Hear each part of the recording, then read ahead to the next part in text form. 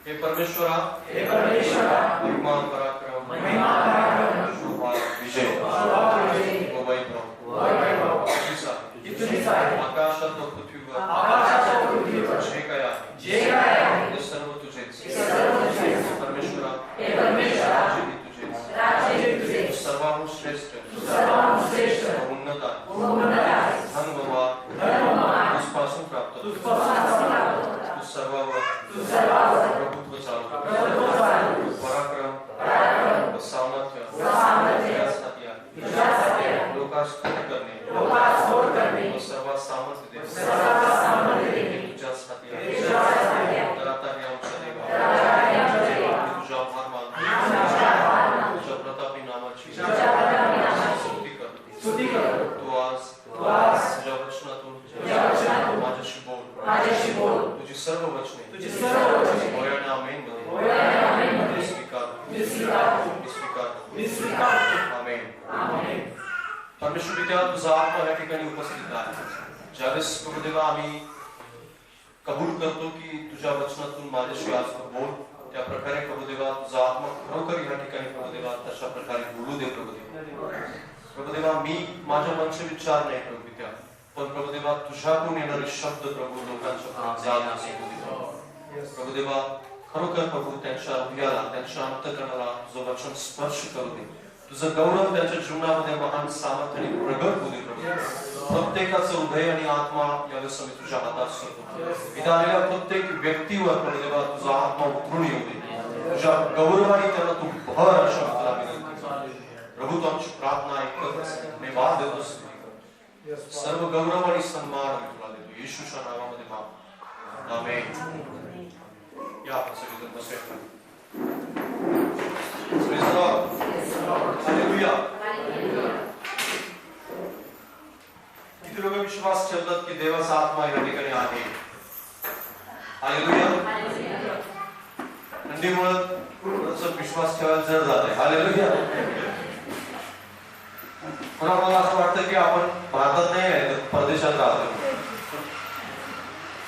कारण परदेशात हे जे वातावरण आहे सध्याचं आपल्याला जवळपास 15 दिवसापासून आहे तर ते वातावरण जास्त करून अशा प्रकारचं परदेशात असतं महिनोमहिने तिथे सूर्य दिसत नाही आणि तसंच प्रकारचं वातावरणात आपण राहत आहोत प्रेज द लॉर्ड पृथ्वी कणत आहे काय करत आहे आणि येशू ख्रिस्ताच्या प्रगट होण्याची वाट पाहते हालेलुया पृथ्वीला त्रास झालेला आहे मानवाच्या पतनाचा आणि म्हणून पृथ्वी वेगवेगळ्या प्रकारे प्रगट होते थंडीद्वारे प्रगट होते मग कधी जास्तच पाऊस पडतो है ना आपण याला निसर्गाचा प्रकोप म्हणतो पण हा निसर्गाचा प्रकोप नाहीये पृथ्वीचे उसासे आहे पृथ्वी कणत आहे ना त्याचे उसासे बाहेर पडतात त्याला आपण म्हणतो ना ते ज्यावेळेस एखादा मनुष्य कणतो त्यावेळेस त्याची प्रतिक्रिया बाहेर पडते आणि ही प्रतिक्रिया आणि या प्रतिक्रियेचा खूप लोकांना त्रास होतो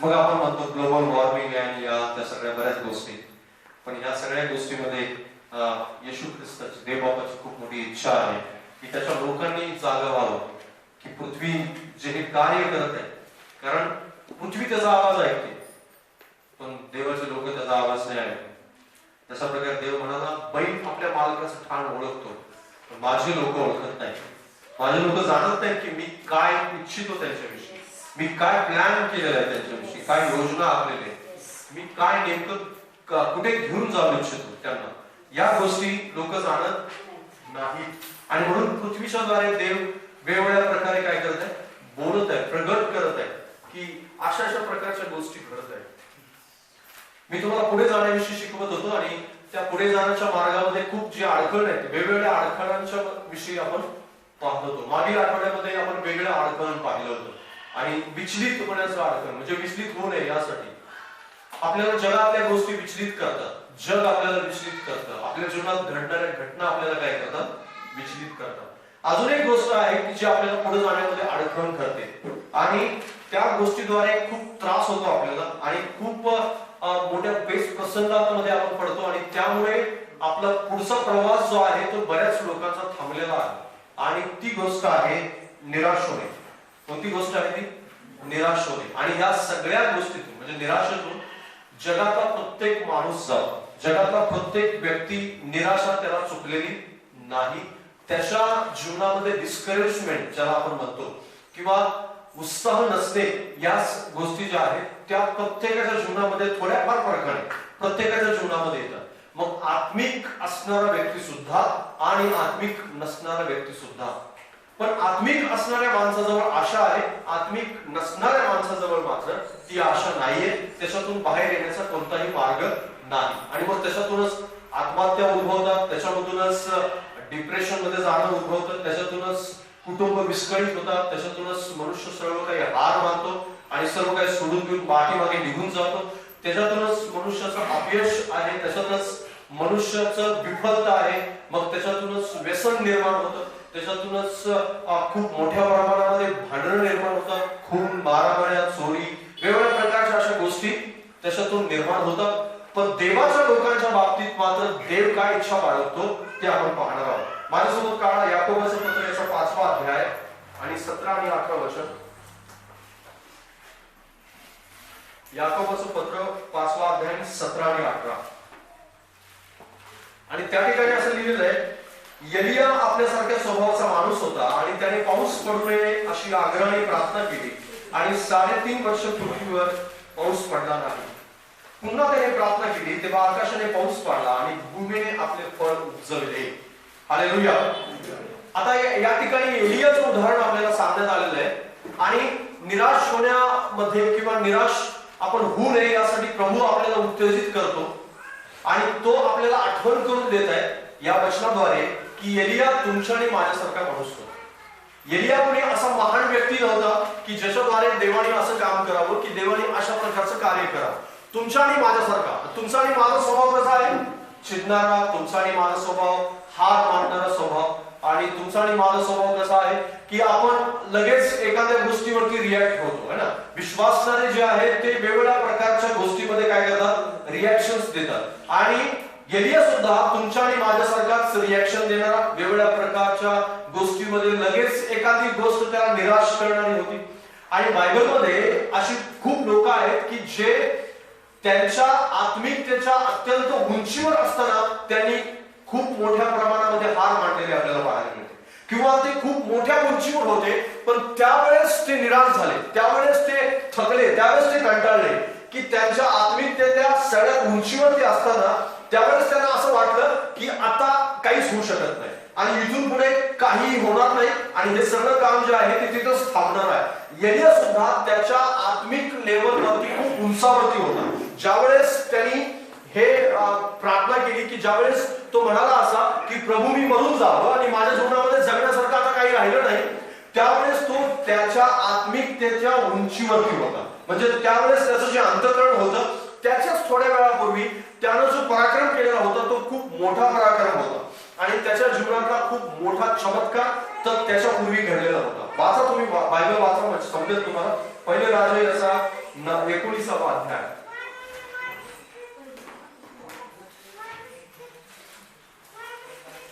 पहिले राजे याचा 19वा अध्याय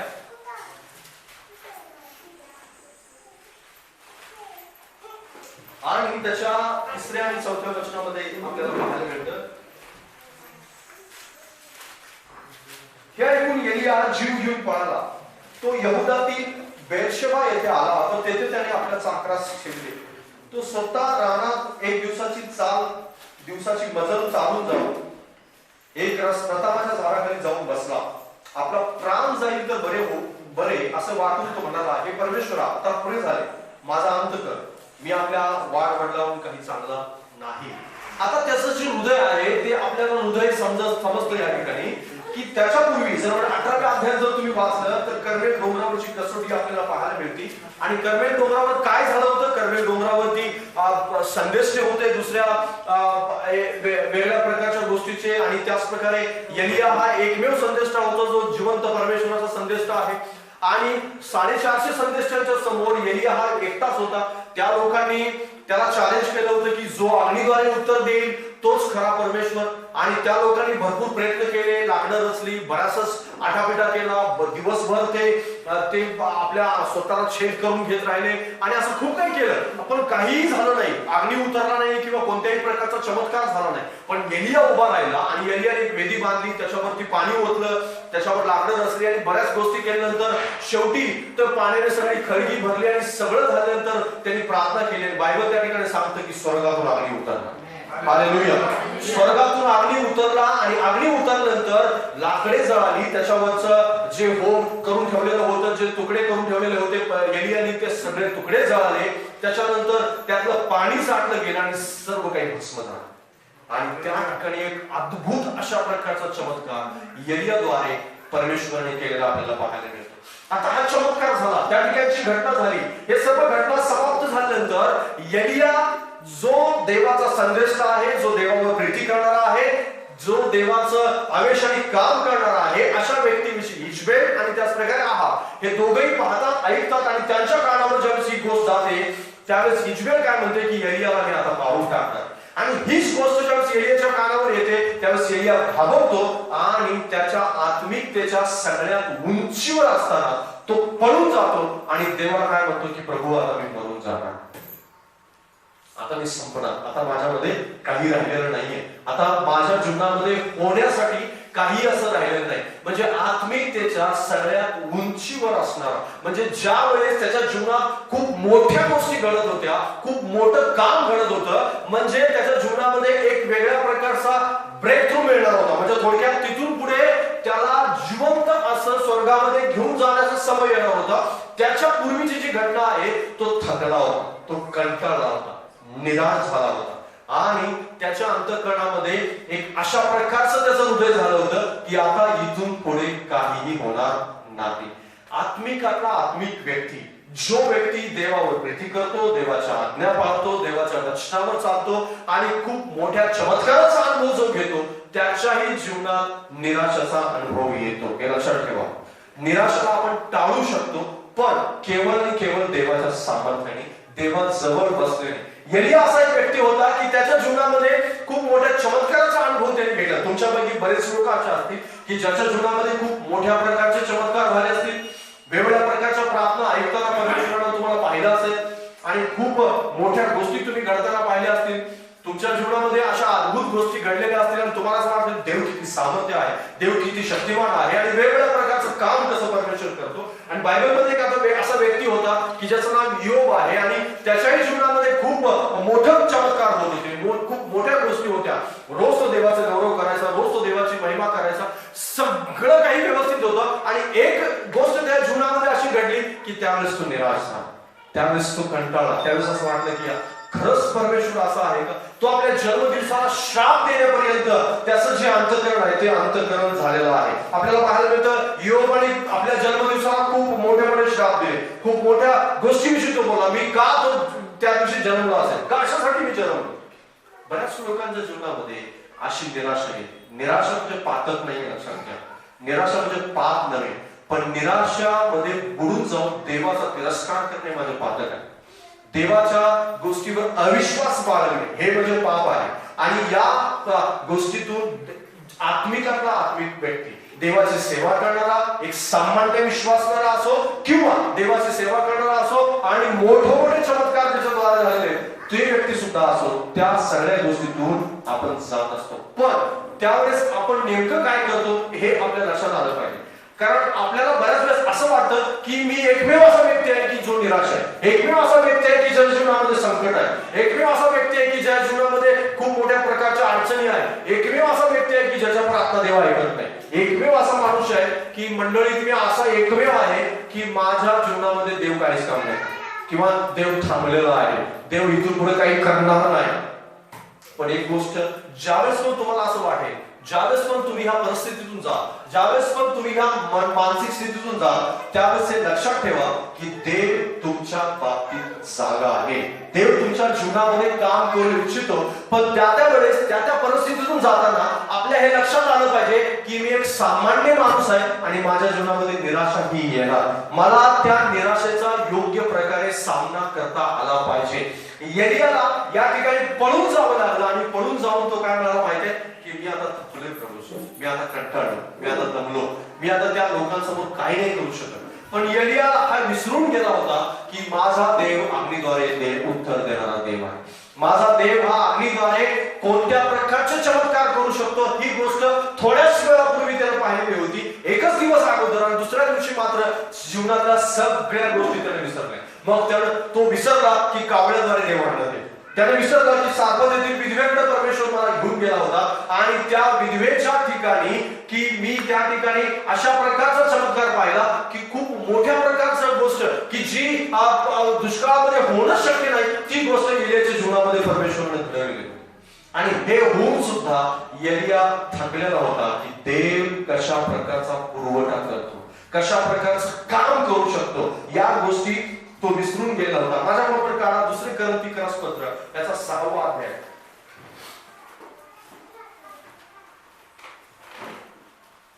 दुसरे करंथीकरास पत्र याचा 6वा अध्याय आणि 4थ्या वचनापासून आपण पुढे वाचणार. तुम्ही कोण आहात याचं स्पष्टीकरण बायबलमध्ये ह्या ठिकाणी आपल्याला पाहायला मिळतं. आणि त्याचं स्पष्टीकरण असं आहे की सर्व गोष्टी 4थ्या वचनापासून पुढे सर्व गोष्टी देवाचे सेवक म्हणून आम्ही आपली लायकी पटवून देतो. फार धीराने संकटात, विपत्तीत, पेच प्रसंगात, फटके खाण्यात, बंदिवासात, दंगाधोक्यात, कबाड कष्टात, जागरणात, उपवासात, तसेच शुद्धतेने, ज्ञानात, सहनशीलतेने, ममतेने, पवित्र आत्म्याने, निष्कपट प्रीतीने, सत्याच्या वचनाने, देवाच्या सामर्थ्याने आणि उजव्या डाव्या हातातील नीतिमत्वाच्या शस्त्रास्त्राने, गौरवाने व अपमानाने, अपकीर्तीने व सत्कीर्तीने आम्ही आपली लायकी पटवून देतो. फसवणारे मानलेले तरी आम्ही खरे, अप्रसिद्ध मानलेले तरी सुप्रसिद्ध, मरणोन्मुख असे मानलेले तरी पहा आम्ही जिवंत आहोत, शिक्षा भोगणारे असे मानलेले तरी जीवे मारलेले नाही, दुःखी मानलेले तरी सर्वदा आनंद करणारे, दरिद्री मानलेले तरी पुष्कळाला सदन करणारे, कफलक असे मानलेले तरी सर्व वस्तू संपन्न अशी आम्ही आपली लायकी पटवून देतो. Praise the Lord, hallelujah. हे वचन तुम्हाला मला उत्तेजन देणारं वचन आहे. हे तुम्हाला मला उत्साहित करणारं वचन आहे. हे वचन निराशेमध्ये खूप मोठी आशा घेऊन येणारं वचन आहे. पौल त्याच्या जीवनामध्ये खूप मोठ्या मोठ्या चमत्काराला पाहिलेला व्यक्ती होता आणि त्याच्याही जीवनामध्ये केवळ त्याच्या रुमालाने चमत्कार झालेले होते. त्याचा रुमाल घेऊन जायचे रोग्यावरती आणि त्याचा रोग काय व्हायचे, बरे व्हायचे. पण असा हा पौल काय म्हणतो, मी फटके खाल्ले प्रभूसाठी, हालेलुया.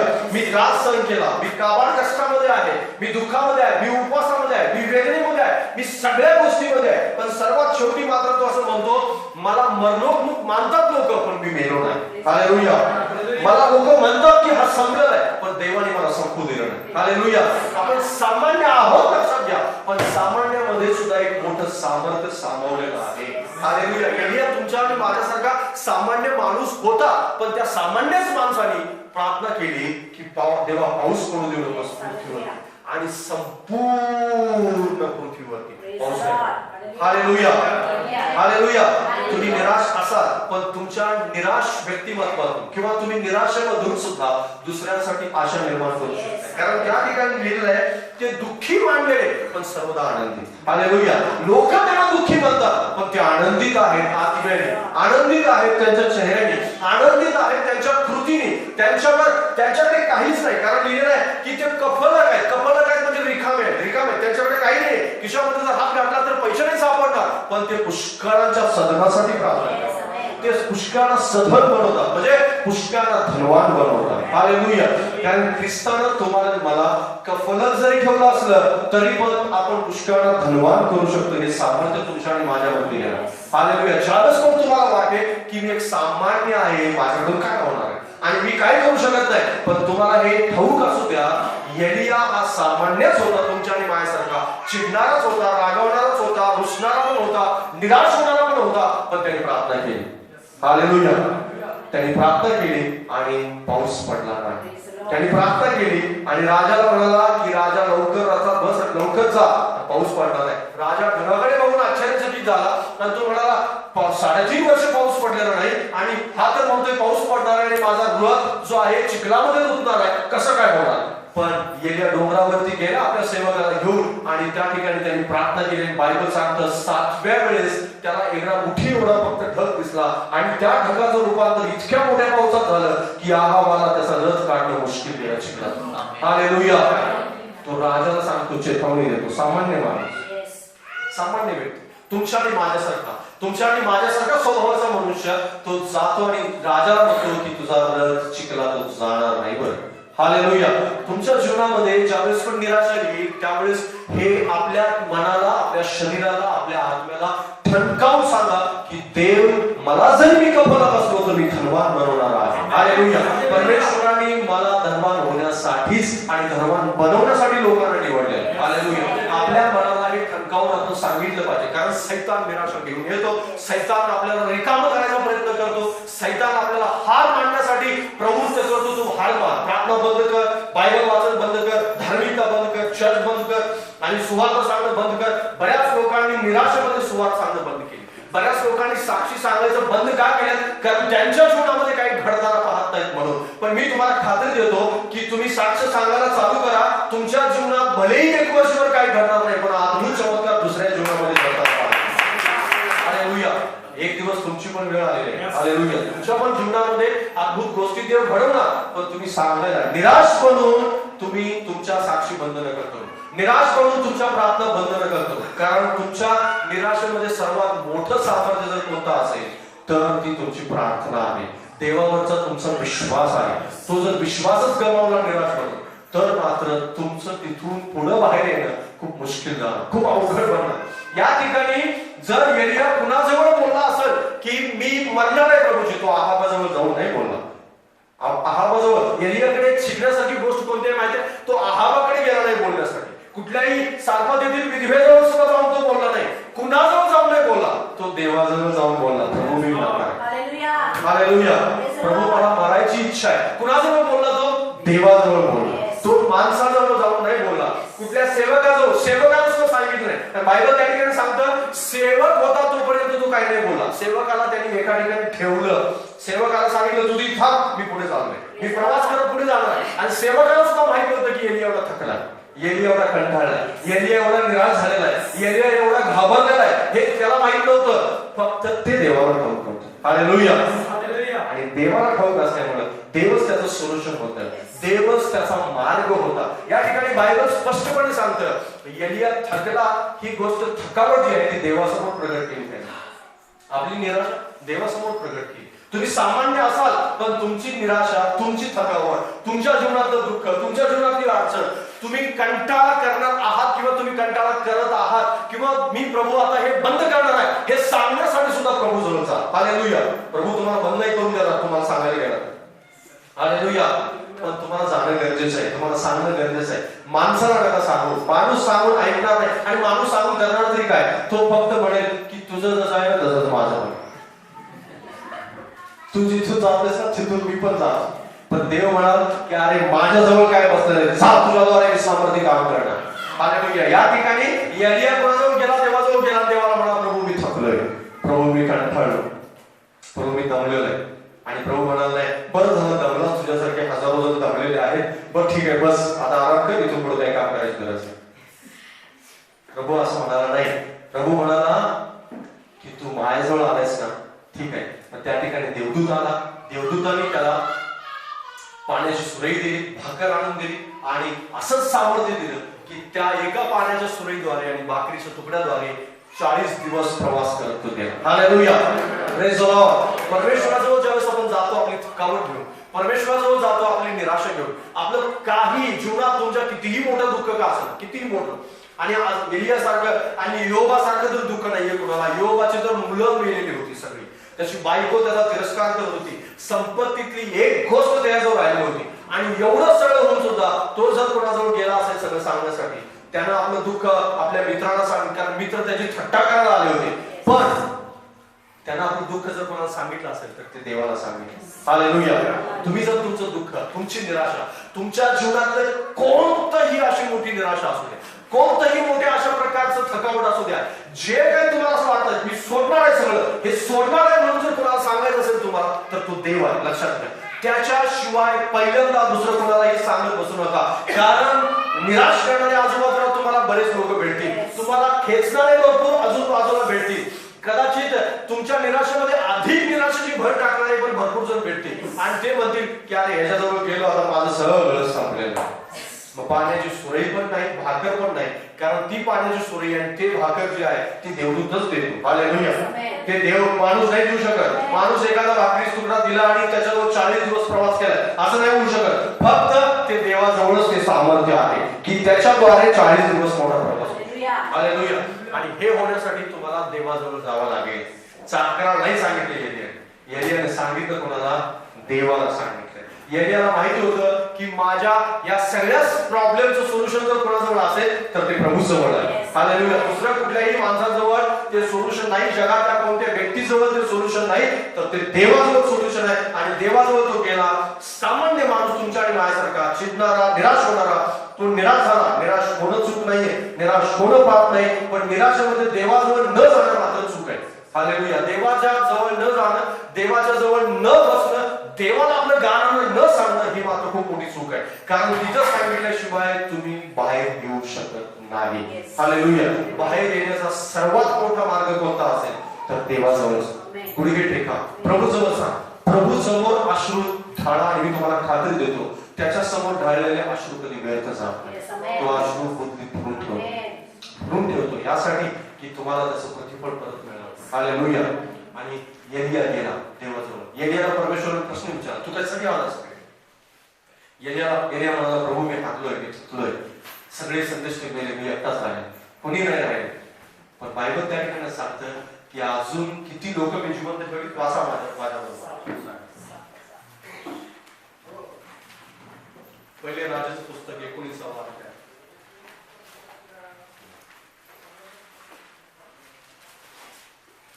18वं वचन सांगतं त्या ठिकाणी.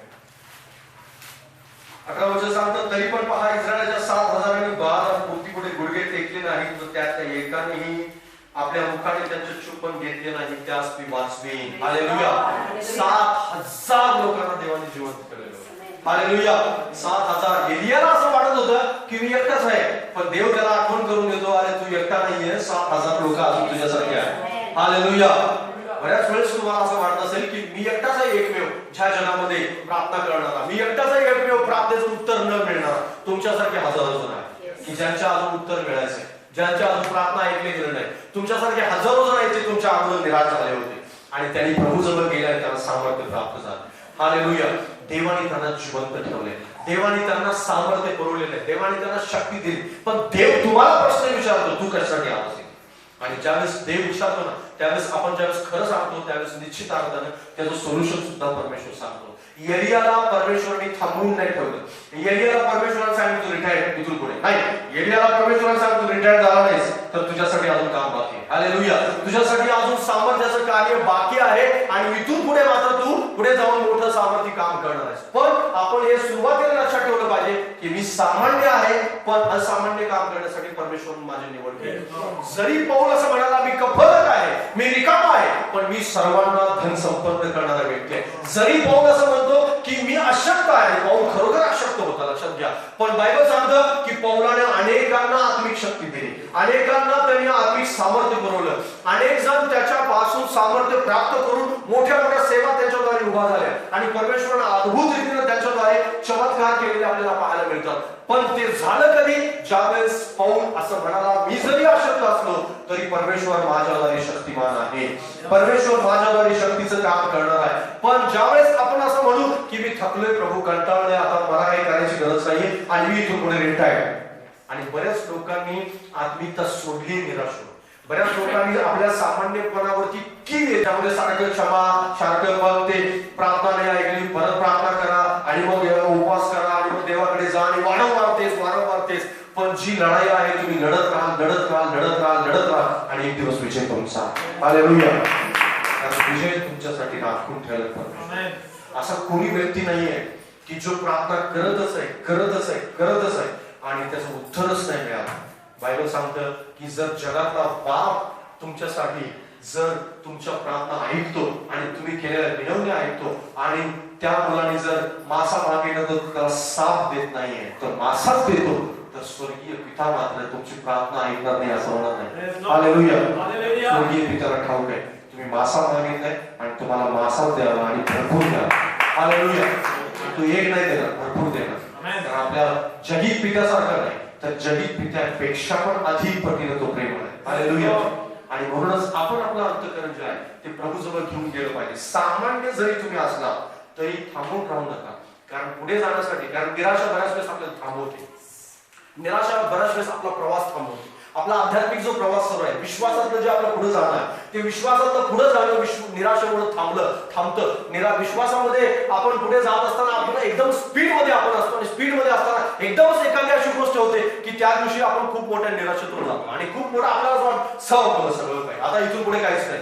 ज्या दिवशी तुम्हाला असं वाटेल त्या दिवशी हा संदेश ऐका, त्या दिवशी देवाच्या चरणाजवळ जा, गुडघे टेका, प्रभूला म्हणा, प्रभू मी तुझ्याजवळ आहे, मला तू मदत कर. आणि मी तुम्हाला खात्री देतो देव तुम्हाला शक्ती दिल्याशिवाय राहणार नाही, देव तुम्हाला सामर्थ्य दिल्याशिवाय राहणार नाही. मी तुम्हाला खात्री देतो की त्या दिवशी तुमचे अश्रू व्यर्थ जाणार नाही. ज्या दिवशी तुम्ही देवाजवळ जाल आणि म्हणाल की प्रभू यातून मार्ग का, प्रभू मार्ग काढेल. हालेलुया. कारण प्रभू समोर वाटा आहे आणि एक वाटा नाही तर एका प्रॉब्लेमचं 1000 सोल्युशन त्याच्याकडे आहे. हालेलुया. 1000 जास्त सोल्युशन आपल्याकडे कदाचित 2-4 मार्ग असतील आणि आपण ट्राय पण करत राहू, इकडे फोन कर, तिकडे फोन कर, याला ट्राय मारा, तिकडे ट्राय मारा. पण देवाजवळ ज्यावेळेस तुम्ही जा त्यावेळेस देवाने 1000 मार्ग निवडलेले असतील, कारण तो पैलूंचा परमेश्वर आहे आणि इतके पैलू त्याजवळ आहे की तो तुमच्यासमोर प्रगट करेल ज्यावेळेस तुम्ही चाल द्यासमोर. पण तुम्हाला गेलं पाहिजे. आपला प्रवास थांबवायचा नाहीये, तर प्रवास न थांबवता त्याच्या जवळ जायचंय आणि प्रवास पुढे किती मोठा आहे ह्या गोष्टी एलियाला परमेश्वराने दाखवल्या. एलिया तर म्हणाला होता की आता थांबलं सगळं काही, इजबेल मारून टाकणार आणि मग सगळे जे देवावर सेवा करणार आहे, देवाची प्रीती करणार आहे, ते सगळे काही तिथेच थांबले जाणार. पण थांबलं कोणीच नाही. हालेलुया. 7000 लोकांना तर देवाने वाचवलंच, पण एलियाला सुद्धा परमेश्वर बनवले. हालेलुया. आणि जी इजबेल नाश करणारी होती तिला मारण्यासाठी येहूचा अभिषेक करणारा जो कोण होता तर ती एलिया होता. हालेलुया. ज्यावेळेस आपण देवाजवळ जातो की तो पुढे आपल्याला मार्ग दाखवतो की तुमच्यासाठी अजून काय राखून ठेवलेलं आहे. प्रभू करू तुम्हाला निश्चित अर्थाने मदत करू, कारण सामान्य ज्यावेळेस आपण आहोत त्यावेळेस पण हे लक्षात ठेवा की आपण निराशेतून बाहेर येण्यासाठी सुद्धा निवडलेला आहोत. जरी आपण सामान्य असलो तरी असामान्य काम करण्यासाठी देवाने आपली निवड केली. हालेलुया. वाचा माझ्याबरोबर अनुवादाचं इब्री लोकांचं पुस्तक, याचा 12वा अध्याय आणि 2रं वचन.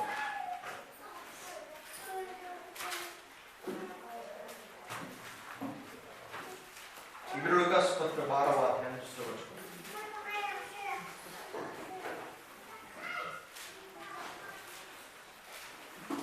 आणि या ठिकाणी लिहिले, आपण आपल्या विश्वासाचा उत्पादक व पूर्ण करणारा येशू याच्याकडे पाहत असावे, जो आनंद त्याच्या पुढे होता त्याच्याकरता त्याने लज्जातुच्छ मानून वधस्तंभ सहन केला आणि तो देवाच्या राजस्थानाच्या उजवीकडे बसला आहे.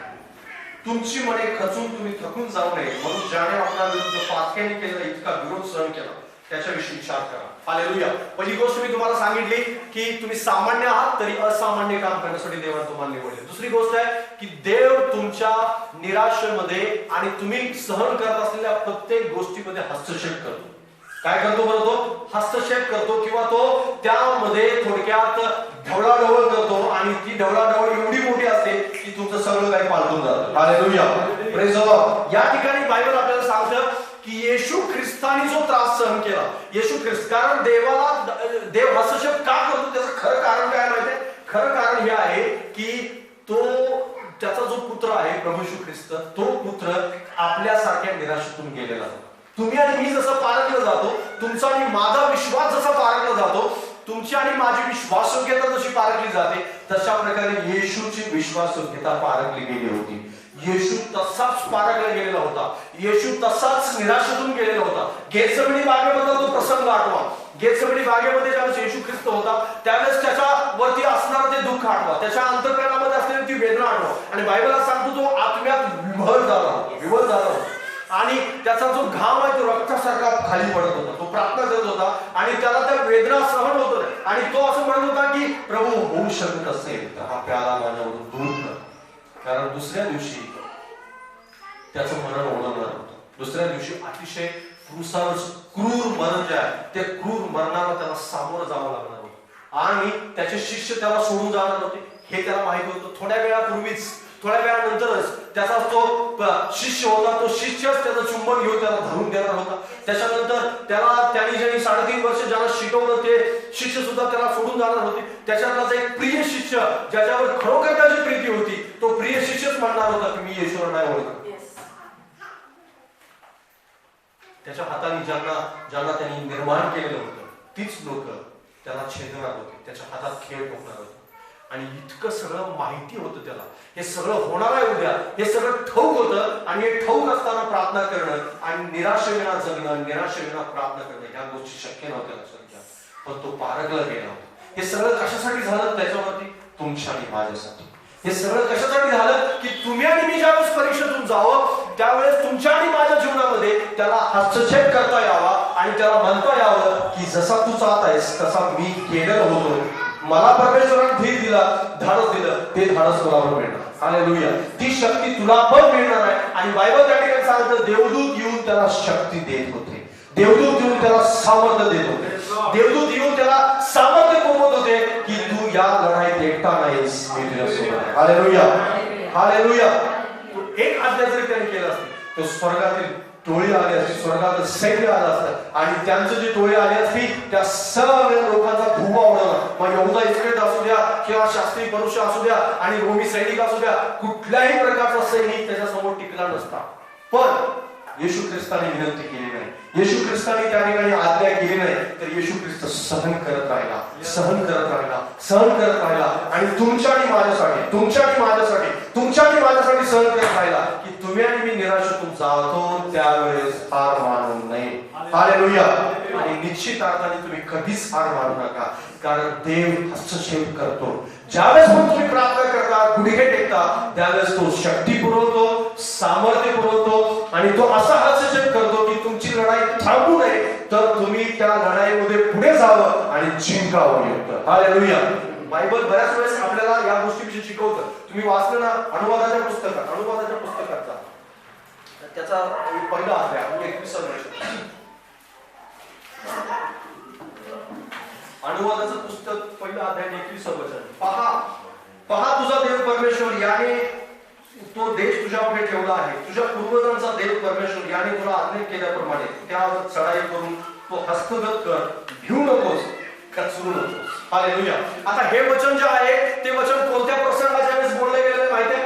ते आता कनान देशाच्या सीमेवरती आहे, कनान देशाच्या सीमेवर आहे आणि कनान देशाच्या सीमेवर असताना त्या ठिकाणी कारण 40 वर्षाचा खूप मोठा प्रवास करून ते आलेले होते आणि त्या प्रवासामध्ये देव कसा सामर्थ्याने काम करतो या सगळ्या गोष्टी त्यांनी पाहिलेल्या होत्या. आता कनान देशात त्यांना जायचं आहे आणि युद्ध करायचं आणि युद्ध करून कनान देश जिंकायचा आहे आणि त्यावेळेस देव त्यांना म्हणतो की तुझा प्रवास थांबवू नकोस, तो प्रवास पुढे चालू ठेव, कारण जोपर्यंत 40 वर्ष जसा मी तुझ्या बरोबर आहे तसाच मी नदीच्या पलीकडे, यार्दन नदीच्या पलीकडे पण मी तुझ्या बरोबर असेल आणि सगळ्या प्रसंगामध्ये, सगळ्या युद्धामध्ये आणि सर्व प्रकारच्या त्या परिस्थितीमध्ये मी तुझ्या सोबत असणार आहे. घाबरू नकोस, कचरू नकोस. जे अभिवचन मी तुझ्या पूर्वजांना दिले ते तुला सुद्धा देतो की तो देश तुझा आहे. हालेलुया. ज्यावेळेस पण तुमच्या जीवनामध्ये असं येईल की आता माझा प्रवास थांबला, आता माझ्या प्रवासामध्ये देव मला मदत करणार नाही, त्यावेळेस पण हे वचन लक्षात ठेवा आणि या वचनाचं अभिवचन आहे की देव तुमचा प्रवास थांबवणार नाही. देव तुम्हाला पुढे घेऊन जाण्यासाठी बोलवलेले आहे. हालेलुया. कारण देवाने तुम्हाला निराशेमध्ये नाश होण्यासाठी नाही बोलवले, देवाने तुम्हाला निराशेमध्ये त्या ठिकाणी थांबवण्यासाठी नाही बोलवलं. कारण देव हस्तक्षेप करतो आणि देव असा हस्तक्षेप करतो की तुम्ही पुढे जाणार. हालेलुया. पुढे जाण्यासाठी देव तुम्हाला पुढे घेऊन. ज्यावेळेस पण असं वाटतं आपल्याला की मी निराश आहे, मी कंटाळलो, मी दमलो प्रभूची, आता पुढे नाही जाणार, त्यावेळेस हे लक्षात ठेवा की त्या निराशेमध्ये देव तुमच्या सोबत आहे. त्या निराशेमध्ये येशू ख्रिस्ताने तुम्हाला सोडलेलं नाही, त्याचा देवदूत तुम्हाला नाही सोडणार, त्याचं सामर्थ्य तुम्हाला सोडून जाणार नाही. जरी तुम्हाला ते जाणवत नसेल, जरी तुम्हाला ते दिसत नसेल, देवदूत दिसत नाही कधी कधी, देवदूत कधी कधी ज्यावेळेस गरज असते त्यावेळेस दिसतात, पण किंवा त्याचं सामर्थ्य ओळखून येत नाही, किंवा तो कसं काम करेल हे पण आपल्याला दिसत नाही. पण मला तुम्हाला खात्री देऊ द्या की परमेश्वराचं सामर्थ्य जरी लपलेलं असलं तर ते कार्यशील आहे. हालेलुया. जरी देवदूत लपलेले असले तरी तुमच्यापेक्षा आणि जगातल्या कोणत्याही मानवापेक्षा ते सामर्थ्य काम करू शकतात. हालेलुया. त्यांच्याजवळ ती शक्ती आहे. मग शक्ती पुरवायची असेल, प्रार्थनेसाठी मदत करायची असेल, किंवा वेगवेगळ्या प्रसंगाच्या वेळेस तुम्हाला धाडस द्यायचं असेल, धैर्य द्यायचं असेल, त्याचा आत्मा तुम्हाला मदत करतो, पवित्र आत्मा मदत करतो, देवदूत मदत करतात, आणि येशू ख्रिस्त जो तुमच्या आणि माझ्यासारखा पारंगलेला आहे तो मदत करतो. आणि म्हणूनच बायबल सांगतं की त्याच्या दुःखाची आठवण करा, त्याच्या दुःखाची आठवण करा, त्याच्या निराशेची आठवण करा, की त्या निराशेमध्ये तो खचला नाही, दमला नाही, तर त्या क्रूसावरती असताना सुद्धा त्या खालच्या लोकांना असं म्हणाला, प्रभू यांना क्षमा कर, मी काय करतात त्यांना समजत नाही. हालेलुया. हे म्हणण्याचं धाडस त्या माणसाजवळ असतं की ज्याच्याजवळ देवाचा उत्साह आहे, देवाचा आनंद आहे, देवाचं सामर्थ्य आहे, देवाची शक्ती त्याजवळ आहे. आणि तोच पौल जो आहे, जो क्रूसाकडे पाहणारा आणि क्रूसाकडे पाहून शक्ती मिळवलेला तो पौल म्हणतो की प्रभूमध्ये सर्वदा आनंद करा, पुन्हा म्हणे आनंद करा. त्याला ठाऊक होतं की प्रत्येक वेळेस आनंद करणं किती अवघड आहे, प्रत्येक वेळेस आनंद करणं किती कठीण आहे. आणि संपूर्ण एक पत्र, केवळ एक संपूर्ण पत्र जे आहे त्या पत्राचा एकच अर्थ होतो, फिलिप्पियस पत्र, त्या पत्राचा केवळ एकच अर्थ होतो, आनंद करा, प्रभूमध्ये आनंद करा, सर्व प्रसंगी आनंद करा, सर्व निराशेमध्ये आनंद करा. आणि तो आनंद प्रभू येशू ख्रिस्ताने केलेला आहे बरं क्रूसावरती. हालेलुया. आणि म्हणूनच तो असं म्हणाला की बाप्पा याला क्षमा कर, कारण हे काय करतात त्यांना समजत नाही. हे आनंदित नसणाऱ्या व्यक्तीचं अंतःकरण असू शकत नाही. जो व्यक्ती निराशेत आहे, की जो व्यक्ती निराशेवर मातच केली नाही, तो क्षमा नाही करू शकत. पण त्यांनी क्षमा यासाठी केली की त्याला ठाऊक होतं की मी या निराशेतून बाहेर येऊ शकतो, मी या सगळ्या दुःखातून बाहेर येऊ शकतो. आणि हे सगळं जे होत आहे त्या लोकांसाठी होतं. हालेलुया. तुम्हाला ज्यावेळेस तुमच्या जीवनामध्ये असं वाटत असेल, कारण देवाचे सेवक जेवढे विश्वासाने निराशेतून जातात ना, त्याच्या दुप्पट देवाच्या सेवकांना, देवाची सेवा करणाऱ्यांना निराशेतून जावं लागतं. कारण सगळ्या मंडळीचा भार जो आहे तो माणसाला त्या पाहावा लागतो. आणि बायबल स्पष्टपणे सांगतो, यशकेल संदेश असेल, हिरवे असेल, यशिया असेल, या लोकांना खूप मोठ्या प्रसंगातून जावं लागलं. दानिएलासारख्या व्यक्तींना खूप मोठ्या संकटातून जावं लागलं. आणि हे संकट कशासाठी होती त्यांच्याजवळ? त्यांच्याजवळ यासाठी संकट होती की त्यांनी उदाहरण घालून द्यावं की देव किती सामर्थ्य आहे, देव किती मोठा आहे, आणि देव किती अद्भुत काम करतो हे उदाहरण घालून देण्यासाठी हे सगळं काही होतं. आणि पायात बेड्या पडलेल्या असताना सुद्धा गीत कसं गायलं जातं हे पौलाला शिकवायचं होतं. आणि म्हणून देवाने त्याला तुरुंगात टाकलं आणि गीत गायला लावलं. हालेलुया. ही कठीण गोष्ट आहे, लक्षात घ्या. आणि येशू ख्रिस्त जसा संकटातून गेला तशा प्रकारे देवाचे सेवक सुद्धा जातात, देवाची लेकर सुद्धा जातात. असं समजू नका की काही सगळं होणार नाही आणि कुठल्याही प्रकारची निराशा येणार नाही, सगळं काही अगदी पुलावर पाय ठेवत चालत आहे, असं काही होत नाही. आणि असं काही असेल तर तुम्ही चुकीच्या मार्गावरती आहात. असं होत नाही, कारण ख्रिस्ताचा मार्ग क्रूसाचा मार्ग आहे. कारण येशू म्हणाला की जो माझ्या मागे येऊ इच्छितो त्याने आपला वधस्तंभ घ्यावा आणि मग माझ्या मागे यावं. जो वधस्तंभ घेऊन येत नाही तो त्याला माझा शिष्य सुद्धा होता येत नाही. आज बरेच लोक शिष्य होत नाही, त्याचं कारण खरं आहे काय की त्याला क्रूस खांब नाही उचलायचं, त्याला वधस्तंभ उचलायचं नाही, त्याला निराशा सहन करून विजयी नाही व्हायचं. लक्षात घ्या, देवाने तुम्हाला मला युद्धात हारण्यासाठी नाही बोलवलं, ही गोष्ट नेहमी लक्षात घ्या. बाजूला सांगा, युद्धात हारण्यासाठी तू नाही येस, निराशेत संपण्यासाठी नाही येस.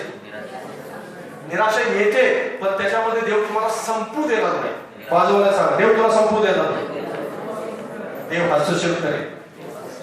पेत्र तुरुंगामध्ये होता आणि बायबल सांगतं त्या ठिकाणी त्याच्या दुसऱ्या बाजूला एक शिष्य होता, शिपाई होता, या बाजूला एक शिपाई, आणि दोन्ही शिपायांच्या मध्ये, दोन्ही साखळदंडामध्ये म्हणजे साखळदंड बांधलेल्या अवस्थेमध्ये दोन्ही बाजूला दोन शिपाई होते.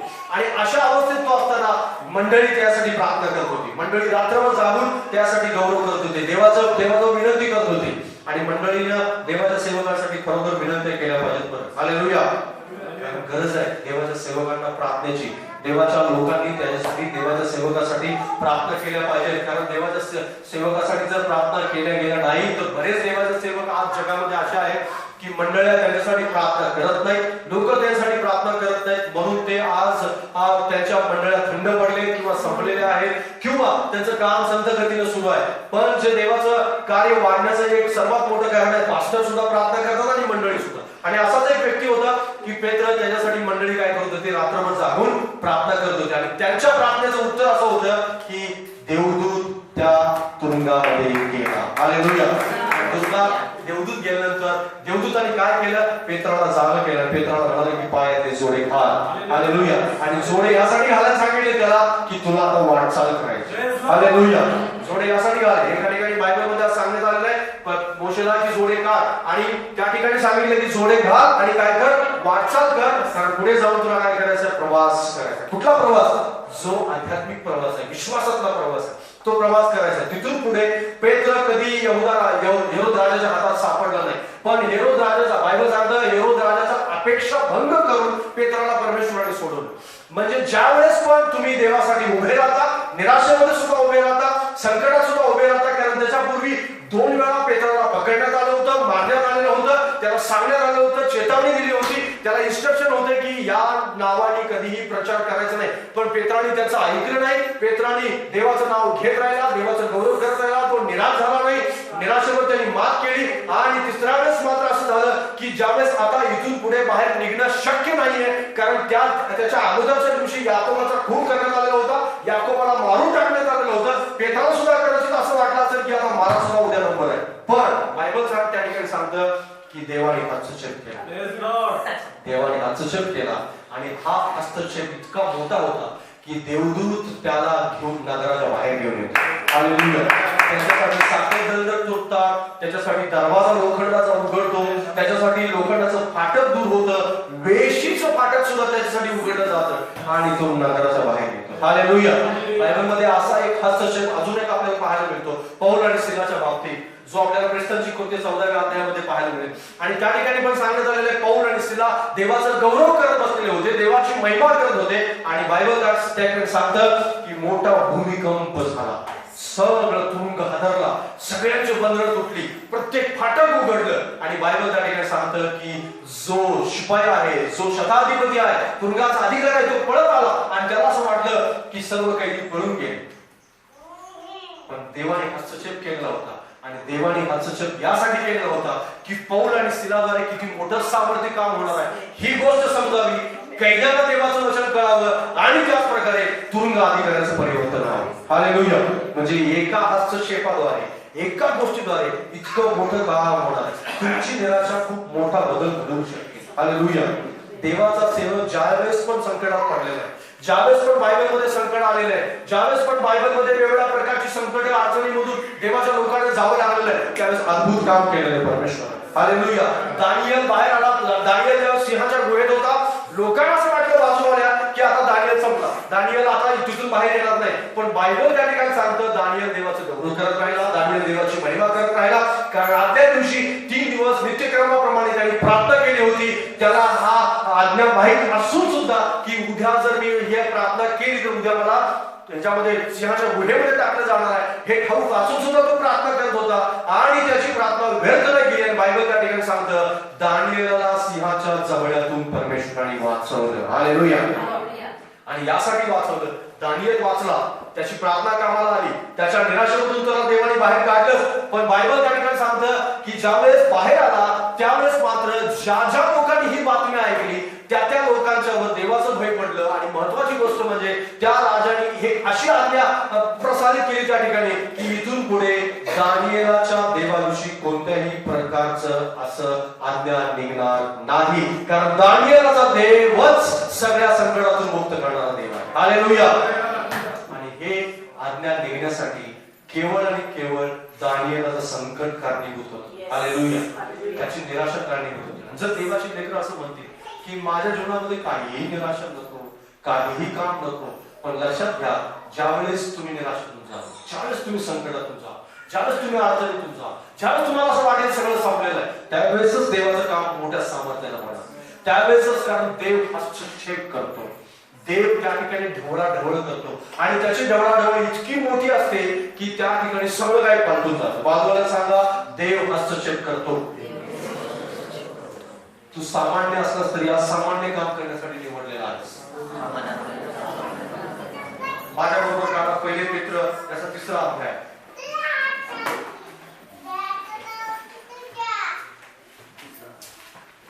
पहिले पेत्र 3रा अध्याय.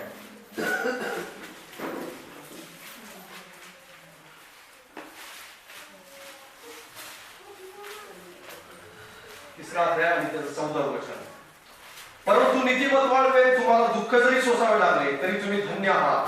त्यांच्या भयाने घाबरू नका, भिवू नका. Hallelujah, praise the Lord. आणि या ठिकाणी लिहिले 15व्या वचनामध्ये, तर ख्रिस्ताला प्रभू म्हणून आपल्या अंतःकरणात पवित्र माना आणि तुमच्या ठाई जी आशा आहे तिच्याविषयी विचारपूस करणाऱ्या प्रत्येकाला उत्तर देण्यास नेहमी सिद्ध असा.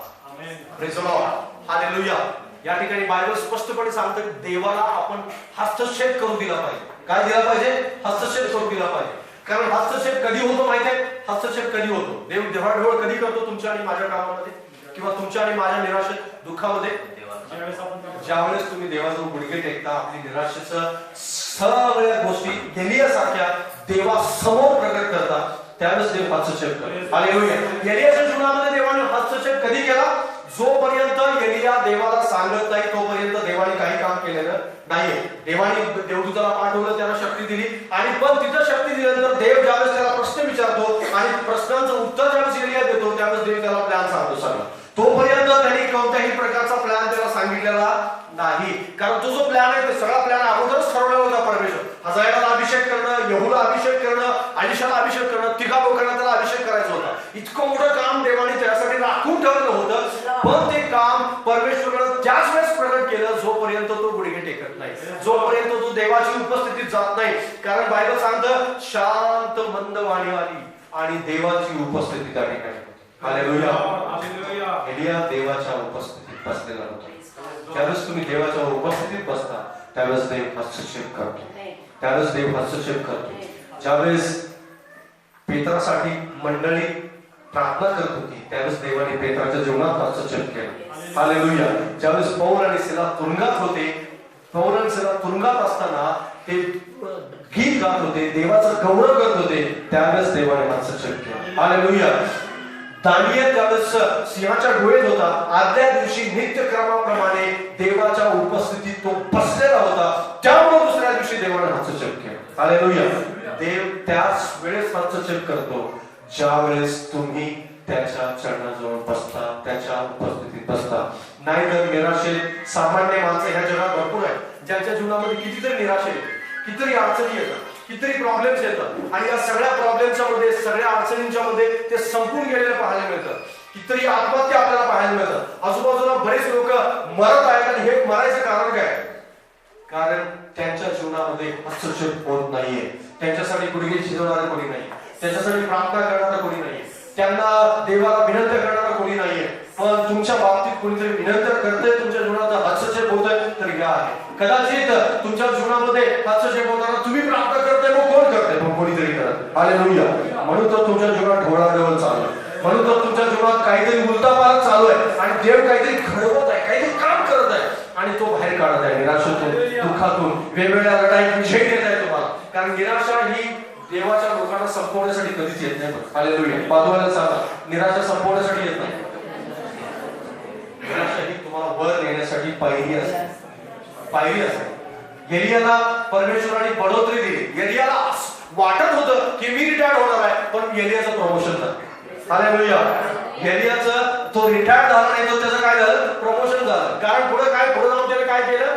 जो केवळ आता सामान्य माणूस राहिलेला होता, म्हणजे तो सामान्य होता, तो प्रार्थना करत होता, प्रभू पाऊस पडू दे, पाऊस पडू नये किंवा पाऊस पडावा, आणि तो छेदणारा आणि मारणारा आणि त्याच प्रकारे कसोटीमध्ये भाग घेणारा. पण तिथून पुढे मात्र एलियाचं प्रमोशन इथंपर्यंत झालं की त्याने जाऊन राजाला अभिषेक. हालेलुया. हालेलुया.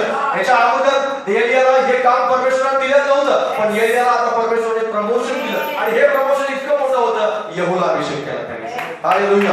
आणि दुसऱ्या म्हणजे इस्रायली राजाला नाही, तर आरामी राजाला जाऊन त्याने अभिषेक केला. हजायला अभिषेक करणारा व्यक्ती दुसऱ्या राजाला म्हणजे दुसऱ्या देशाच्या राजाला जाऊन अभिषेक केला. सामान्य माणूस जो व्यक्ती जो कावळ्याद्वारे घेणारा अन्न घेणारा आणि त्यानं आलेला माशाचा तुकडा आणि ती भाकर खाणारा पाणी पिणारा ओघळाचं असा सामान्य माणसाला परमेश्वराने इथपर्यंत घेऊन गेला की त्याच्या निराशेचा उपयोग परमेश्वराने अद्भुतरीत्या करून घेतला आणि त्याचं प्रमोशन केलं. हालेलुया. खूप वेळेस आपण आपल्याला असं वाटतं की निराशा मला संपवण्यासाठी नाही. देवाच्या लोकांना निराशा संपवत नाही तर त्यांचा प्रवास पुढे घेऊन जा. हालेलुया. पण आपण हस्तक्षेप करून दिला पाहिजे. देवाला म्हटलं पाहिजे तू ढवळाढवळ कर, तू हलवू का, मग तू बदल घडव, मग माझ्यातलं काही अनवॉन्टेड असेल तर ते काढून टाक, माझ्या जीवनात अनावश्यक काय असेल तर माझे निर्णय कुठे चुकले असतील तर मला तसे योग्य निर्णय घेण्यासाठी मदत कर, माझा कुठं बदल हवा असेल तुला तर बदल घडव, मला कोणाला क्षमा करायची असेल तर मला क्षमा करण्यासाठी मदत कर, मला माझ्या अंतःकरणामध्ये काही वाईट असेल तर ते वाईट काढून टाक, माझी कुठं मी स्वतः कुठे क्षमा मागितली असेल तर मला क्षमा करण्यासाठी मागण्यासाठी मदत कर, माझं पाप माझ्या जीवनात तू काढून टाक. या सगळ्या गोष्टी जाऊन आपण त्याच्या उपस्थितीत बोलल्या पाहिजे आणि ज्यावेळेस आपण बोलू त्यावेळेस देव त्यावेळेस हलवून टाकले देव सगळं आणि तुरुंग घालला त्या ठिकाणी. हालेलुया. पौल सिलासाठी तुरुंग घालला सगळं आणि लोक बदलली. हालेलुया. बायबल सांगतं तुरुंग अधिकारी रात्रीच्या वेळेस बाप्तिस्मा घेतला. हालेलुया. त्याच ठिकाणी तो म्हणाला की मला बाप्तिस्मा घ्यायचा, मला देवाचा गौरव करायचा, मला देवाची महिमा करायची. हालेलुया. तुमच्या जीवनातल्या निराशेचा उपयोग देव कुणाचं तरी परिवर्तन करण्यासाठी करतो. हालेलुया. तुमच्या निराशेतून तुम्ही बाहेर आल्यानंतर लोकांना जाणवेल अरे इतकं अद्भुत काम होऊ शकतं आणि मग तुम्हाला कळेल की अरे माझ्या जीवनामध्ये दुःख यासाठी होतं. हालेलुया. माझ्या जीवनामध्ये अडचण यासाठी होती, यासाठी देव मला या समस्येतून घेऊन गेला, यासाठी मी या परीक्षेमधून गेलो. कारण कोणतीही परीक्षा तात्कालीन आनंदाची वाटत नाही. तात्कालीन आपल्याला आनंद वाटत नाही, तात्कालीन आपल्याला असं वाटतं हे संपवायला आलेलं आहे. पण बायबल स्पष्टपणे सांगतं की ती खूप मोठं गौरवशाली काम निर्माण करतं. हालेलुया. खूप मोठं सामर्थ्यशाली काम त्याच्यातून बाहेर येतं. एलियाच्या जीवनात सुद्धा तसंच झालं. एलियाला वाटलं मी रिटायर होणार पण त्याचं प्रमोशन घडवलं. हालेलुया. तुमच्या जीवनात तुम्हाला असं वाटेल की निराशा मला संपून टाकेल, पण नाही, तुमचा प्रवास पुढे चालून ठेवण्यासाठी निराशेत संपून जाऊ नका, निराशेत हार नका मारू, तर पुढे जा. कारण प्रवास पुढे चालू ठेवण्यासाठी देवाने तुम्हाला निवडलेला आहे. प्रवास थांबवण्यासाठी नाही, पाठीमागे जाण्यासाठी नाही, तर पुढे जाण्यासाठी. इस्रायल लोकांना असं वाटलं नदीपर्यंत आटलं देवाचं काम संपलं, पण देव म्हणाला नाही, नदीपर्यंत नाही, युद्ध जिंकेपर्यंत मी तुझ्यासोबत. जोपर्यंत जमीन ताब्यात मिळत नाही तोपर्यंत मी सोडणार नाही. हालेलुया. तोपर्यंत मी तुझ्या सोबत आहे. जोपर्यंत तुम्ही आनंद काळाचं जीवन प्राप्त करत नाही तोपर्यंत देव आहे तुमच्याबरोबर. हालेलुया. पण तिथपर्यंत जाण्यासाठी तुम्हाला देवाला हस्तक्षेप करून द्यावा लागेल. देवाला म्हणावं लागेल प्रभू मी सामान्य आहे, तू हस्तक्षेप कर. कारण बऱ्याच वेळेस मला शक्य नाही प्रभूजी, या सिंहाची तोंड बंद करणं मला शक्य नाही. देवा दानिएल काय करत होता? दिवसातून 3 वेळा प्रार्थना करत होता. तो म्हणत होता प्रभूजी एलियाचं सिंहाची तोंड बंद करता येणार नाही मला, पण देवा तू मात्र बंद करणारा परमेश्वर. मी राजाची आज्ञा पाळू शकत नाही, पण मात्र देवा माझ्या हातात आहे प्रार्थना करणं, तुला हस्तक्षेपासाठी जागा देणं, ते मात्र मी करू शकतो. आणि दानिएलने तेच केलं. दानिएलने प्रार्थना केली आणि दुसऱ्या दिवशी अगोदरच देवदूत तिथं जाऊन बसलेले होते. दानिएल सिंहाच्या गुहेत जाण्याच्या अगोदरच, कारण काल त्यांनी प्रार्थना केली होती, कालच त्याला सांगितलं आज भरपूर खाऊन घ्या, उद्या तुम्हाला उपवास करायचा. सिंहाला अगोदरच सांगून ठेवलेलं होतं. दानिएलला सांग उद्या तुम्हाला उपवास करायचा, आज भरपूर खा, कारण उद्या माझा माणूस येणार आहे, त्याला खायचं नाही. हालेलुया. आणि परवा दिवशी मात्र तुमच्यासाठी मेजवानी आहे, हे पण सांगितलं होतं सिंहाने. आणि खरंच देवाने मेजवानी दिली त्यांना. हालेलुया. बऱ्याच वेळेस देव आपल्या अगोदरच पुढे पोहोचतो, आपल्या अगोदरच पुढे गेलेला असतो, पण पुढे जाण्यासाठी अगोदर आपल्याला प्रार्थना करावी लागते, उपस्थितीत बसावं लागतं. हालेलुया. कारण तिथं उपस्थितीत बसल्याशिवाय निराशाच्या सामना योग्य रीतीने आपण करू शकत नाही. ह्या लोकांनी निराशेचा सामना, निराशा त्यांना हरवू नाही शकली. याचं कारण काय होतं? त्यांना रिटायर्ड मधून प्रमोशन देण्याचं कारण काय होतं? की देवाच्या चरणाजवळ बसणं काय असते त्याला ठाऊक नाही. हालेलुया. खूप लोकांना, देवाच्या लोकांना ठाऊक नाही, माहित नाही की कुठे काय बसायचं, कुठं बसायचं, काय सांगायचं, काय करायचं. आणि ते बसले नाहीत ना तर मग सगळं काही संपलं. त्यांना असं वाटतं नाही आता प्रवास संपला, आता इथून पुढे काही होणार नाही, पण होणार. हालेलुया. देवाने त्यासाठीच तुमच्या आणि माझी नेमणूक केलेली आहे की आपण प्रवास थांबवण्यासाठी नाही तर प्रवास पुढे चालू ठेवण्यासाठी नेमलेला आहे. हालेलुया. तुमच्यासाठी अजून उत्तम ते शिल्लक आहे. माझ्या बरोबर काढा पहिले क्रांतिकार स्तोत्र 2 अध्याय 9.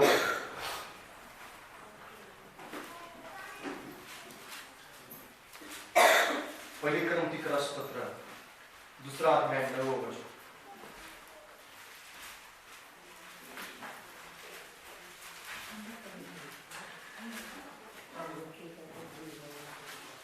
हे तर ह्या शास्त्रलेखाप्रमाणे आहे.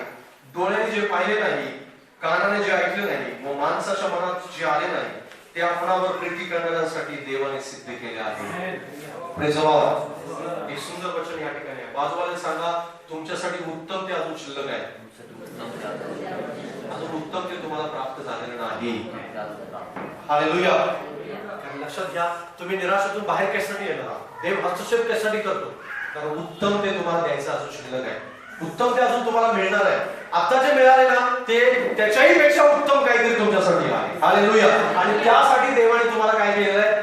नेमलेला आहे. संकटातून तो घेऊन जात आहे, अडचणीतून तो घेऊन जात आहे, नाश करण्यासाठी नाही तर उत्तम ते देण्यासाठी. हालेलुया. आणि बायबल त्या ठिकाणी सांगतं की त्याच्यावर प्रीती करणाऱ्यांसाठी देवानं ते नेमून ठेवलेलं आहे. अगोदरच तयारी करून ठेवलेली आहे देवाने. अगोदरच येण्यासाठी देवाने अगोदरच तयारी केली होती. ज्यावेळेस तो सारपतेतील विषय होता किंवा ज्यावेळेस तो त्या कावळ्यापासून अन्न घेत होता त्याच वेळेस तिकडे हजाराची तयारी चालू होती. येहू काही रात्रीतून तयार झालेला नव्हता.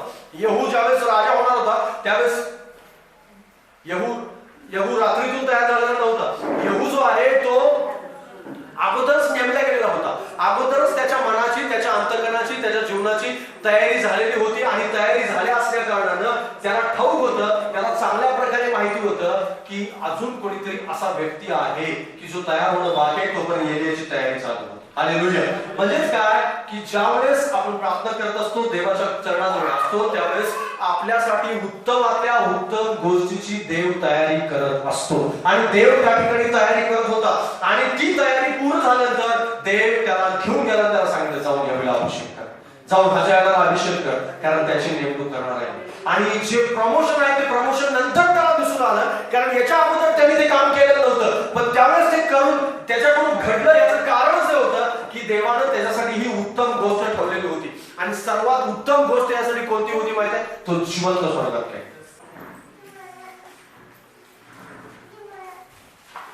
प्रकटीकरण 2 अध्याय आणि 26 वचन.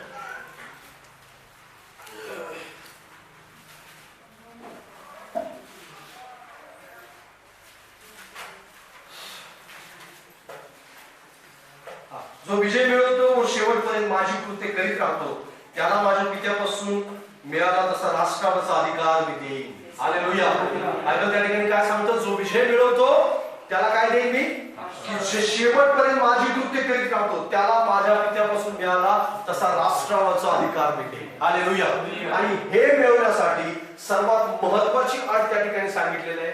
जो विजय मिळवतो आणि शेवटपर्यंत माझी कृत्ये करीत राहतो. हालेलुया. बाजूला सांगा, जो विजय मिळवतो त्याला, जो शेवटपर्यंत माझी कृत्ये करीत राहतो त्याला. मध्येच प्रवास थांबवणार मध्येच सगळं काही सोडून देणाऱ्याला नाही. कारण जसं तुम्हाला ठाऊक आहे की निराशा संपवण्यासाठी नाही तर निराशा विजयी होण्यासाठी आहे, निराशा पुढे घेऊन जाण्यासाठी आहे. किंवा तुमच्या जीवनामध्ये संकट आणि अडचण यासाठी आहे की तुम्हाला विजय द्यावा आणि त्याचं गौरव प्रगट करावा. हालेलुया.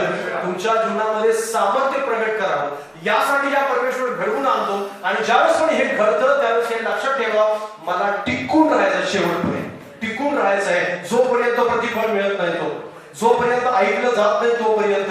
असा कोण व्यक्ती नाही की जो मागत आहे, प्रामाणिक राहत आहे, पवित्र जीवन जगत आहे, सगळं काय करतात देव त्याचं ऐकणार, देव त्याचं ऐकणार. हालेलुया. कारण देवाला ठाऊक आहे उत्तम ते कधी द्यायचं, देवाला ठाऊक आहे उत्तम ते केव्हा द्यायचं, कधी द्यायचं, कोणत्या प्रमाणात द्यायचं आणि कोणत्या वेळेस द्यायचं, हे सगळं काय त्याला ठाऊक आहे. आणि कोणत्या व्यक्तीला द्यायचं हे पण त्याला ठाऊक आहे. हालेलुया. पण कोणी असा व्यक्ती नाहीये की जो देवाजवळ उत्तम ते जीवन जगत आहे, उत्तम ते जगत आहे आणि देव त्यासाठी उत्तम ते राखून ठेवत नाही. प्रत्येकासाठी परमेश्वराने उत्तम ते राखून ठेवलेलं आहे. आणि तुमच्यासाठी उत्तम ते येणं बाकी आहे. म्हणून तर तुमच्या जीवनामध्ये निराशा, म्हणून तर तुमच्या जीवनामध्ये अडचण येतं, म्हणून तर तुम्ही संकटातून जाता. आणि म्हणून तर जेवढं जितकं जास्त संकट, जेवढं जितकी जास्त मोठी परीक्षा तितका मोठा विषय. हालेलुया. कारण शत्रू जितका मोठा तितका विषय पण मोठा. हालेलुया. शत्रू जितका छोटा तितका जय जयकार पण छोटा असतो. हालेलुया. पण शत्रू जितका मोठा तितका जय जयकार मोठा असतो. हालेलुया. कारण आपल्यापेक्षा कमकुवत असणाऱ्या व्यक्तीवर आपण विजय मिळवला तर त्याला आपण असं म्हणतो की ठीक आहे हे काय ते सापडलं पिल्लूवरती विजय मिळवला. पण ज्यावेळेस आपण मोठ्यावरती विजय मिळवू त्यावेळेस समजतो अरे किती मोठा विजय मिळवलेला आहे, किती मोठं सामर्थ्य माणसावर. ज्यावेळेस गोलियाला मारलं दावीदाने त्यावेळेसच त्याला म्हणण्यात आलं की लाखो बदललेले आहे. एकालाच मारलं होतं पण लाखोनं संपवणाऱ्या एकाला मारलं होतं. हालेलुया. म्हणून तर त्यासाठी म्हटलं गेलं की याने लाखो बदललेले आहे. हालेलुया. आणि शौलाने किती लढाई जिंकलेले होते पण त्याला कोणी म्हटलं नाही. त्याला म्हणजे शौलाने हजारो बदले आणि दावीदाने लाखो बदले. एकाच माणसाला मारलं पण एका माणसाला असं मारलं की 9.5 फुटाचा जो व्यक्ती होता आणि केवळ दगडाचा एक गोटी घेऊन तो गेला होता आणि त्या गोटीने मार. हालेलुया. त्याच गोटीने खाली पडला आणि त्याचीच तलवार घेऊन त्याला मार. दावीदाजवळ साधी तलवार सुद्धा नव्हती पण ज्यावेळेस विजय मिळवला त्यावेळेस मात्र तो विजय खूप मोठा जयजयकार केला गेला. त्यावेळेस पण तुम्ही असं म्हणाल की माझ्यावर किती मोठं संकट आहे माहिती आहे का तुम्हाला, माझ्या जीवनामध्ये किती मोठ्या अडचणी आहेत माहिती आहे का तुम्हाला, विजय पण मोठा मिळणार आहे. हालेलुया. ज्यावेळेस पण तुम्हाला असं वाटेल की सगळं काही संपलं त्यावेळेस हे लक्षात ठेवा मोठा विजय राखून ठेवला गेलेला आहे तुमच्यासाठी. उत्तम ते तुमच्यासाठी आहे आणि ते प्रगट होणार आहे. देव तुम्हाला प्रगट करणार आहे पण तुम्हाला विश्वासू केला तर तुम्हाला विजय मिळेपर्यंत विश्वासू केला आणि ज्यावेळेस तुम्ही विश्वासू केला त्यावेळेस तुम्हाला विजय मिळणार आहे. कारण उत्तम ते तुमच्यासाठी राखून ठेवलेलं आहे. बायबल सांगतं याकोबाचं पत्र पहिला अध्याय आणि 12व्या वचनामध्ये, याकोबाचं पत्र पहिला अध्याय 12 वचन,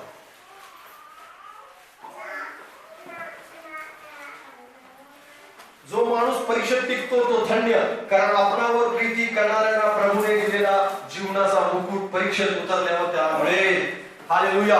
बाजूवाल्याला सांगा जो परीक्षेत टिकतो तो धन्य आहे. जो परीक्षेत हारतो तो धन्य नाही. हालेलुया. परीक्षेत हार मानल्यानंतर धन्य आपण निश्चित अर्थाने असणार नाही. परीक्षेत येशू ख्रिस्त टिकला म्हणून तर आज आपण त्याच्यासाठी गुडघे टेकतो. हालेलुया. परीक्षेत येशू ख्रिस्त टिकला म्हणून तर बायबल सांगतं फिलिप्पियर्स पत्र 2 अध्याय 5व्या वचनामध्ये की येशू ख्रिस्ताची चित्तवृत्ती तुम्ही धारण करा कारण त्यांनी त्रास सहन केला, त्यांनी आपलं स्वतःचं समर्पण केलं आणि त्याच्याच नावामध्ये गुडघे टेकले जावे हा अधिकार त्याला यासाठी मिळाला. हालेलुया. तुम्ही जर परीक्षेत टिकला नाही, तुम्ही जर निराशेमध्ये टिकला नाही, तुम्ही जर हार मांडली, तुम्ही जर सोडून गेला, तुम्ही जर हार मांडून सगळं काही संपवून गेला आणि सगळं काही बंद केला देव काय नाही करत संपवून द्या सगळं असं ज्यावेळेस तुम्ही म्हणाल त्यावेळेस तुमची वाहवा कोणी करणार नाही, तुमचं जयजयकार कोणी करणार नाही, तुमच्याविषयी काही बोललं जाणार नाही आणि तुम्हाला धन्य पण म्हटलं जाणार. पण त्याच वेळेस तुम्हाला धन्य म्हटलं जाईल, त्याच वेळेस तुमची वाहवा केली जाईल, त्याच वेळेस तुमचा जयजयकार केला जाईल, त्याच वेळेस तुम्हाला म्हटलं जाईल की हा भला आणि खरा विश्वासू सेवक आहे, विश्वासू व्यक्ती आहे. त्याच वेळेस म्हटलं जाईल ज्यावेळेस तुम्ही टिकाल आणि विजयी व्हा. हालेलुया. विजय होण्यासाठी निवडलेलं. निराश मध्ये हात मारण्यासाठी आणि प्रवास थांबवण्यासाठी, विश्वासातलं पुढे जाणं बंद करण्यासाठी आपल्याला निवडलेलं नाही. कारण ज्यावेळेस पण तुम्ही विश्वासात असता, ज्यावेळेस प्रवास चालत असतो त्यावेळेस उत्तम ते अजून पुढे आहे ही गोष्ट कधीच विसरू नका.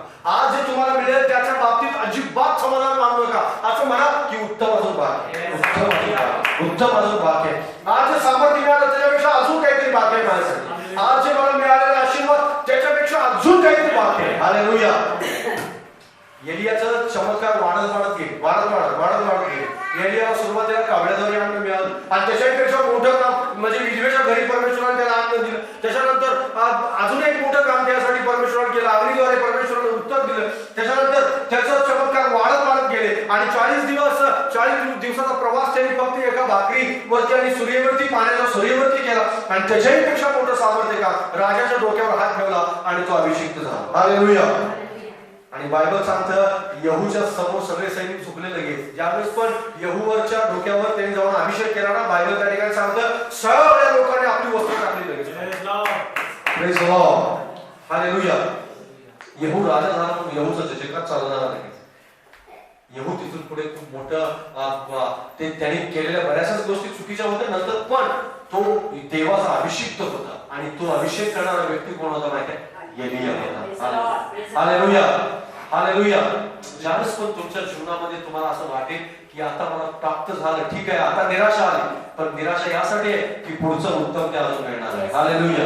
यासाठी संकट आहे की पुढचं उत्तम ते तुमच्यासाठी राखून ठेवलेल्या गोष्टी तुम्हाला परमेश्वर देऊ करणार आहे. त्याच याकोबाचंच पहिलं पत्र, याकोब पहिला अध्याय आणि दुसरं वचन सांगतं त्या ठिकाणी, माझ्या बंधूंनो नाना प्रकारच्या परीक्षांना तुम्हाला तोंड द्यावे लागते, म्हणून तेव्हा तुम्ही काय करा, आनंदच माना. काय करा तुम्ही, आनंदच माना. त्यावेळेस दुःख नको मानू की मला आता परीक्षेला तोंड द्यावं लागतं, मला निराशेतून जावं लागतं, मला संकटातून जावं लागतं आणि मला अरे होय हे माझ्यावरतीच का, माझ्या जीवनामध्येच का असं. पण ज्यावेळेस पण तुम्हाला असं जावं लागेल त्यावेळेस असं म्हणा की प्रभू मी आनंदी आहे, प्रभू मी खुश आहे. आणि म्हणूनच पाऊल म्हणाला फिलिप्पियरांच्या पहिल्या पत्रामध्ये, फिलिप्पियरांच्या पत्रात 4थ्या अध्यायाने 4थ्या वचनात काय म्हणाला तो, फिलिप्पी 4:4 तुम्हाला ठाऊक आहे ते पाठांतर करा. प्रभूमध्ये सर्वदा आनंद करा आणि पुन्हा मध्ये आनंद करा. पुन्हा सांगतो काय करा, आनंद करा. तिसरा अध्याय आणि पहिलं वचन पण आहे, तिसरा अध्याय आणि पहिलं वचन पण आहे त्यात. आणि तो म्हणाला शेवटी माझ्या बंधूंनो प्रभूमध्ये आनंद करा. अशा गोष्टी तुम्हाला लिहिण्यात मी कंटाळा करीत नाही, पण ते तुमच्यासाठी सुरक्षितपणाचा. Hallelujah, praise the Lord. Paul हा कंटाळा करत नाही. का कंटाळा करत नाही, कारण त्याला ठाऊक आहे प्रभूमध्ये आनंद करणे ही चांगली गोष्ट आहे. हालेलुया. आणि त्याला ठाऊक होतं, याकोबाला सुद्धा ठाऊक होतं की ज्यावेळेस पण परीक्षा येते त्यावेळेस आनंद माना की मी पुढच्या पायरीवर जाणार. म्हणून परीक्षा मी निराशा होतो त्यावेळेस आनंद माना की निराशा यासाठी आहे की देवाने माझ्यासाठी उत्तम तयारी चालू आहे. हालेलुया. ज्यावेळेस तुमच्या अंतःकरणामध्ये निराशा येईल, अडचण येईल, समस्या येईल, तुम्हाला असं वाटेल हारलो, थकलो, सैतान माझ्यावर हमले करताय, त्यावेळेस हे निश्चित आपल्या अंतःकरणामध्ये ठासवून भरा की माझ्यासाठी उत्तमतेची दैवाने तयारी चालू केली. हालेलुया. उत्तमतेची तयारी चालू केली, त्यासाठी तुमची मानसिक तयारी सुरू आहे, त्यासाठी तुमची आध्यात्मिक तयारी सुरू आहे. त्यावेळेस एकच काम करा, त्याच्या चरणाजवळ बसा, देवाच्या चरणाजवळ बसा. त्यावेळेस देवाच्या चरणाजवळ बसा, देवाच्या चरणाजवळ बसा, त्याच्या उपस्थितीत बसा आणि देवाला हस्तक्षेप करू द्या. देवाला हस्तक्षेप करू द्या. देवाला म्हणा की प्रभू माझ्या हातात परिस्थिती नाही, तुझ्या हातात परिस्थिती. कारण खूप वेळेस आपण हारतो, परिस्थिती समोर आपण हार मानतो, आपल्याला असं वाटतं संपलं काही आणि खूप मोठ्या त्या संकटातून अडचणीतून ज्यावेळेस आपण जातो आपल्याला असं वाटतं की माझ्यावर अप्रूव्ह झालं, म्हणजे मीच केवळ एकमेव आहे, सगळ्या मंडळीत सगळ्यांचं चांगलं चालू आहे बघा आणि माझंच तेवढं खराब चालू आहे. ज्यावेळेस तुम्ही असं म्हणाल त्यावेळेस हे लक्षात ठेवा की तुम्हाला विजय होण्यासाठी देवाने निवडले. हालेलुया. आणि याचा आनंद माना की तुमच्यावर संकट येत आहे, तुमच्यावर अडचणी येतात. याचा आनंद माना की तुमच्या जीवनामध्ये समस्या आहे. याचा आनंद माना की तुम्हाला निराशेतून जावं लागतं. याचा आनंद माना की तुम्हाला कोणी मदत करत नाही म्हणून कुरकुर नका करू. कोणी तुमचं सांत्वन करत नाही म्हणून कुरकुर करू नका. पवित्र आत्म्याला सांत्वन करू द्या. पवित्र आत्म्याला म्हणू द्या की मी तुझ्या सोबत आहे. देवदूताला म्हणू द्या मी तुझ्या सोबत आहे. हालेलुया. पण आपण हारतो. विश्वासणारे आज हारतायत का माहितीये, कारण त्यांच्या घरी कोण जेवण घेऊन जात नाही, त्यांच्या घरी कोण त्यांचं सांत्वन करत नाही, त्यांना कोणी फोन करत नाही. बघा ना आम्ही एवढं संकटात आहे, पालकाने आम्हाला फोनच नाही केला, पास्टरने आम्हाला काही सांगितलंच नाही. अहो पवित्र आत्मा तुम्हाला देऊन केलेलं आहे. आणि पवित्र आत्म्यासारखं सांत्वन जगाचा कोणी व्यक्ती नाही करू शकत. देवासारखं सांत्वन कोणी नाही करू शकत. देवदूतासारखं सामर्थ्य कोणी नाही देऊ शकत. हालेलुया. तितकं सामर्थ्य मोठं कुठल्याही माणसाला पृथ्वीवर नाही आणि ते सामर्थ्य मोठं आहे. पण ते सामर्थ्य लोकांना हा माझा, हा भाऊ माझा, हा बहीण माझी, हे नातेवाईक माझा, मामा माझा, काका माझा, आणि हे सगळे जण येतात आणि तो अगोदरच निराशेत असतो आणि हे सगळे जण त्याचं सगळं रॅशन संपवून जातात. माझ्यावर कर्ज होतं 10,000 अगोदर, ते आल्यावर अजून 10,000 वाटले. मला वाटलं होतं माझं साधू होईल, पण साधूवा तर सोडा अजून मला डोक्यात दुःख भरून गेले, डोकं भरून गेले आणि माझं येशूवर लक्ष होतं थोडंफार तरी, तेच लक्ष सुद्धा आता मामाकडे लागलं. म्हणजे लोकांना सांत्वन लोकांच्या पण ते सांत्वन नाही करू शकत. लक्षात घ्या, ते दुःखाने भरते. आज बरीच लोक लोकांकडे असं होऊन बसते की हा करेल, तो करेल, ती करेल, असं होईल, असं होईल, परिस्थिती बदलेल, हे होईल. कोणी नाही, देव तुमचं सांत्वन, देव तुमचं सांत्वन. या सगळ्यांना सोडलं त्याने आणि एकटाच गेला डोंगरामध्ये आणि देवाच्या सांत्वनात बसला. हालेलुया.